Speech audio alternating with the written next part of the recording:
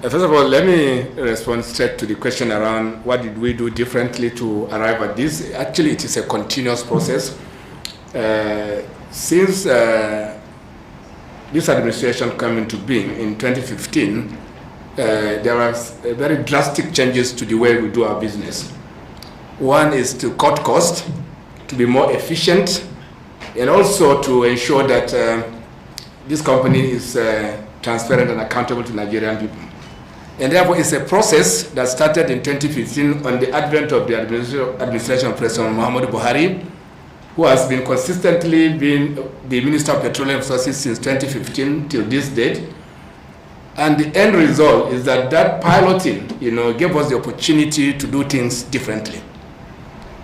And because it is a continuous process, when I came on board, I learned from what was on ground, and also brought in a new perspective, which is to ensure that I would build on what I've made, to collaborate and take the steer and direction of the board of directors of this company, to ensure that we cut our costs much more deeply, to be much more efficient by automating our processes and our systems, and also to be very careful about what we invest in and what we don't.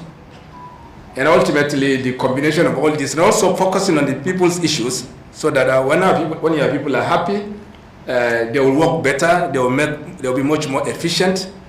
And the combination of all this resulted in first reduction of the losses in 2019, and then thereafter, after doing much of the work that I have just mentioned, we ended up with a positive statement of account at the end of 2020. So it is a collective activity, collective action, but ultimately the things that we did make it possible.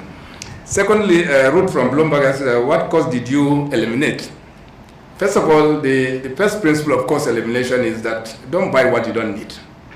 And we simply stop buying what we don't need. We also, particularly in fiscal 2020, were able to engage all our contractors and insisted on cutting costs to at least 30%. This worked, and we're able to pull down most of our procurement costs by 30%. Thirdly, we saw the opportunity to be much more efficient by automating our system and processes. That made us faster, and also ultimately it reduced so much of logistic costs that ordinarily would have been additional costs on our business. So when you combine all this, and the very fact that we also started borrowing at very low rates in 2020, that's also cost reduction. And ultimately, we are where we are, and of course, that's the cost-cutting measures that we did. There's a question around, would we declare dividend to Nigerian? The 287 billion naira is profit after tax. That's net profit.